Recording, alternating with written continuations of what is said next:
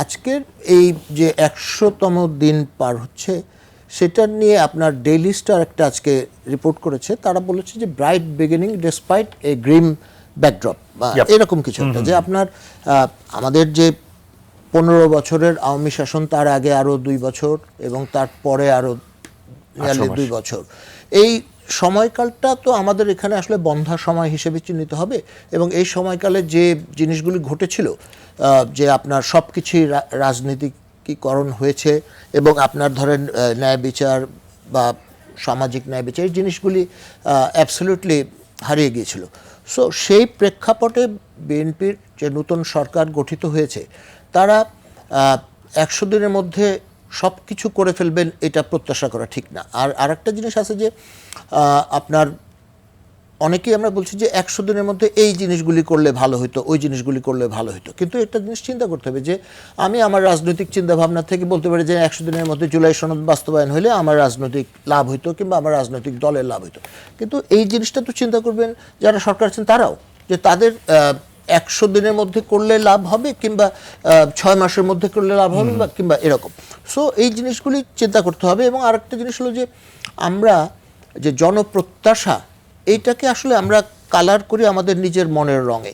হ্যাঁ, যেমন কর্নেল বাতেন ভাই উনি বললেন যে জুলাই অভ্যুত্থানের সময় মানুষের একটা প্রত্যাশা ছিল যে আপনার এটা হইতে হবে সংবিধান সংস্কারের বিষয়টা।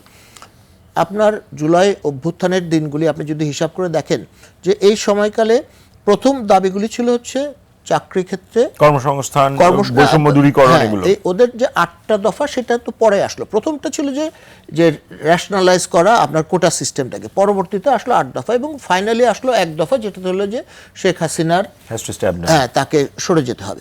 তো এইখানে এই জুলাই আন্দোলনে আমাদের সংবিধান সংস্কারের বিষয়টা আদৌ এটা রিলিভেন্ট ছিল না। এই জিনিসটা হলো কি, পরবর্তীতে যারা আপনার এই যে জুলাই যোদ্ধা বা জুলাইয়ের প্রথম সারিতে যারা আপনার ছিলেন, তারা যখন রাজনীতি করার চিন্তা করলেন এবং তারা যখন মনে করলেন যে একটা রাজনৈতিক দল করবেন, তখন তারা তাদের নিজেদের মনের যে সুপ্ত বাসনাগুলোকে, সেগুলোকে জুলাইয়ের অভ্যুত্থানের চেতনা বা এইটার তাদের চিন্তাভাবনা, এই জিনিস এইভাবে তারা এটাকে কালার করার চেষ্টা করেছেন।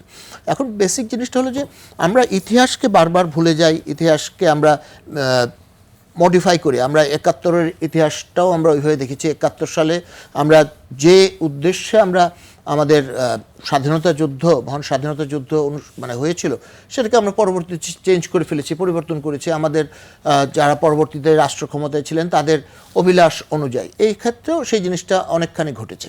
আর দ্বিতীয় একটা জিনিস যেটা বলছেন সেটা হলো যে আপনার এই আইন শৃঙ্খলার বিষয়টা।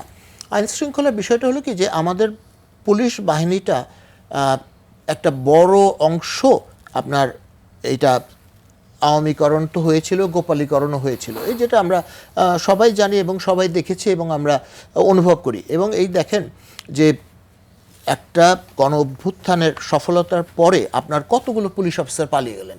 বাংলাদেশের শীর্ষ পর্যায়ের 56 জন পুলিশ অফিসার পালিয়ে গেছেন, কয়েক হাজার পুলিশ সদস্য পালিয়ে গেছে। আর তাছাড়া যে আপনার গণ অভ্যুত্থানের সময় ছাত্র জনতার সাথে সংঘর্ষে গভর্নমেন্টের তরফ থেকে বলা হয়েছিল 43 জন পুলিশ সদস্য নিহত হয়েছেন। এইসব মিলায় পুলিশের যে নেতৃত্ব শূন্যতা এবং তাদের মধ্যে যে মোরালিটির যে ক্রাইসিস, সেই জিনিসটা খুব বড় একটা রোল প্লে করেছে। এই এবং সেটার ব্যাকল্যাশ আমাকে কতদিন সাফার করতে হবে? এটা হলো কি, যে আপনার যেমন ধরেন আমাদের বর্তমান স্বরাষ্ট্রমন্ত্রী সাহেব তিনি বলেছেন যে খুব সহসা তারা 10,000 পুলিশ নিয়োগ করবেন, তার মধ্যে এসআই, এএসআই এবং কনস্টেবল মিলায়। কিন্তু এটা হলো কি, যে আপনি 15 বছরের আবর্জনাকে আপনি একসাথে আপনি পরিষ্কার করতে পারবেন না, এটা সম্ভব না। বা কারণ হলো যে এই মানে এই 15 বছরে আপনি প্রায় 30 থেকে 40 হাজার গোপালগঞ্জে থেকে আপনি পুলিশ হিসেবে নিয়োগ দিয়েছেন। এই লোকগুলিকে আপনি যদি রাখেন, তাহলে পরে আপনি আপনার সরকার যে জিনিসগুলি করতে চাইবে সেগুলি স্যাবোটাজ হবে। আর এই লোকগুলিকে যদি আপনি এখনই সরিয়ে দেন, তাহলে পরে শূন্যতা তৈরি হবে। আর সবচেয়ে বড় কথা হলো যে এই 30-40 হাজার মানুষকে তো আপনি একবারে সরিয়ে দিতে পারেন না, কারণ এখানে তাদের পরিবার পরিজনের ব্যাপার আছে, তাদেরকে মোটিভেশন করতে হবে। কিছু কিছু ক্ষেত্রে যারা সরাসরি দুষ্ট কর্মের সাথে যুক্ত, তাদেরকে ধীরে ধীরে সরিয়ে দিতে হবে। এই জন্য বলছি যে এটাকে আমাদেরকে কিছুটা ধৈর্য ধরতে হবে। তবে একটা জিনিস আমি আপনাকে বলি, আসার কথা, সেটা হলো যে আপনি 100 দিনে দেখবেন গত 20-30 দিনে আপনি দেখবেন যে এই ডাকাতি বা ছিনতাই রাহাজানি এই জিনিসগুলি কমেছে, যদিও এখন ঈদের সময় এই সময়ে আপনার কিছু স্পাইক করে হ্যাঁ এটা স্পাইক করবে। এবং আপনি দেখবেন যে ঢাকা শহরের সবচেয়ে ক্রাইম জোন যেটা পরিচিত সেটা হলো মোহাম্মদপুর এলাকাটা, সেই এলাকাটা কিন্তু অপেক্ষাকৃত শান্ত। হ্যাঁ, আপনার যে বড় বড় কয়েকজন যারা ওখানে কিশোর গ্যাং লিডার ছিল তারা আপনার মোটামুটি এখন আড়ালে চলে গেছে, কেউ কেউ নিহত হয়েছে তাদের অন্তর্দ্বন্দ্বের কারণে। সো এইখানে একটা আমাদের একটু সময় লাগবে। এবং এখানে একটা জিনিস আমি বলি যে শুধুমাত্র পুলিশিং দিয়ে আপনি কিন্তু এই মোহাম্মদপুরের ক্রাইসিস সলভ করতে পারবেন না, কারণ হলো ওইখানে একটা ছোট্ট জায়গার মধ্যে 3 লক্ষ। আপনি চট্টগ্রামের ঘটনাটাও যদি দেখেন, জঙ্গল সলিমপুরের ঘটনা, র্যাবের আপনার ঘাটে গুড়িয়ে দিল, আপনি চিন্তা করতে পারেন। অথচ এইখানে আপনি কি করতে পারেন, আপনি যখন একটা পুলিশ অ্যাকশন হবে তখন দেখবেন যে শুধু মহিলা ছাড়া আর বৃদ্ধ মানুষ ছাড়া কেউ নাই, আবার আপনারা চলে আসবেন তখন চলে আসবেন। সো এটা একটা পর্যায়ক্রমে করতে হবে, সময় নিয়ে করতে হবে।